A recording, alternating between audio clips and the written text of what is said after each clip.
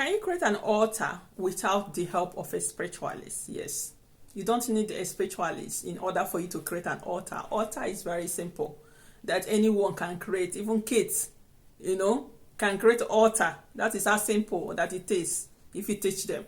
So anyway, altar is just a private place that your spirit, can communicate with you, that you can dedicate just for your spirit. Whenever you want to pray, you just go there, and communicate with your spirit. Whenever you want to give offerings to your spirit, you go there and drop it. You go there and keep it. You put something nice. You decorate it according to your taste or according to how your spirit wants you to decorate the altar. Because spirit can also come to you through vision, through dreams, through trance, and show you how they want you to build an altar for them, how they want the altar to look like.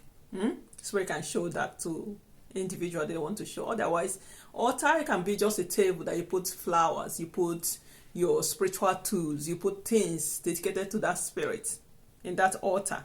If you come from water dimension, you use something that represents that element.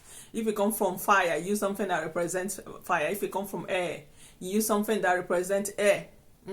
Like your ancestor altar also is different. So ancestors' altar should be different from your other spirits' altar if you can. Because ancestor altars, you put your ancestors that have died, people that have died, in that your ancestral altar. Don't put a living person image in that altar and leave it there. The only time you're allowed to put a living person image in your ancestral altar is when you're praying for that person, or you're praying for a certain thing for that person. You can leave your image, the image of that person there with a prayer request, or you have already spoken to your ancestors. Leave it there for certain days. After then, you take it out. A living person picture should not be in your altar for more than 7 days. Because ancestral altar, if I take sand from anywhere and I put in a bowl, I put it in my ancestral altars, within 7 to 21 days, depending on how I leave that sand there, it becomes a graveyard sand. And you don't want to keep a human being that is living in the graveyard, because they begin to connect more to the dead. If they are not a spiritual person, it can make them pass on to the afterlife quicker. So if someone is not a psychic medium, the person is not a spiritual person that is connecting to spirit all the time, being in a graveyard is not good. But spiritual people, we can walk in the graveyard. And some of us, dead people come to us all the time, so we are used to it. Okay, so yeah, you can have altar for your personal spirit guides, dedicating to them. You don't need a spiritualist to do that for you. Just be creative. Something nice for them, where you can keep their offerings.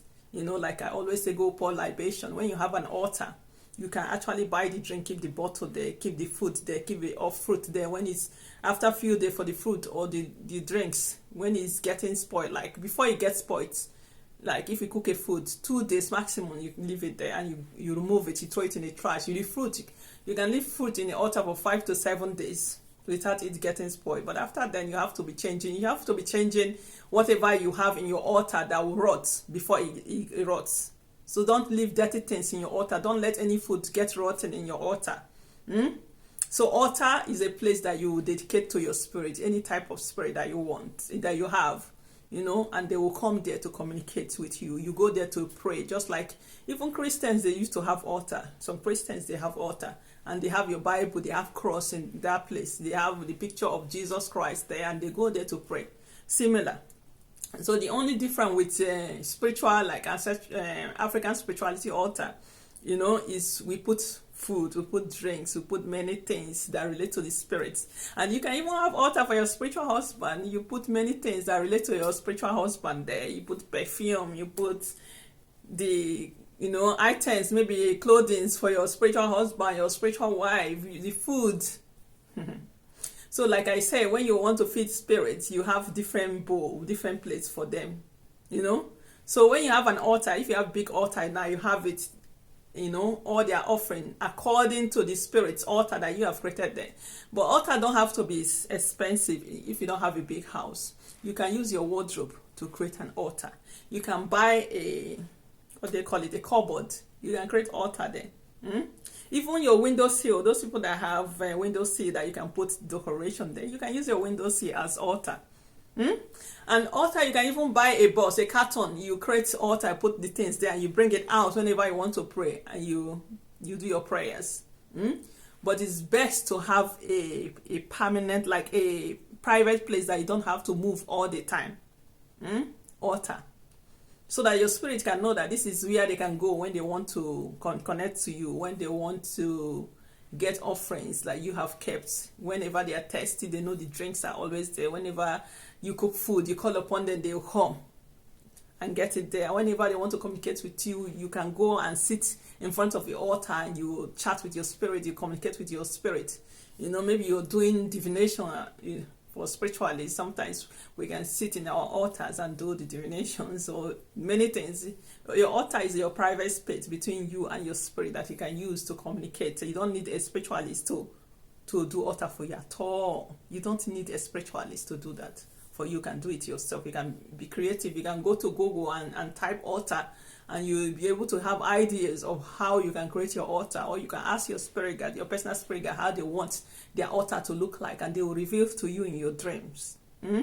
Some of them will reveal. If you have the gift of dreaming, they will reveal to you, or they'll begin to download some ideas in your mind. That is how some spirit guide they communicate. So altar, everyone should have altar. It's very important. You can have it in the corner of your house, somewhere that is private, because every time when I'm saying give food to your ancestors or your personal spirit, I always say put it in a private place in the corner of your house that is not going to be disturbed.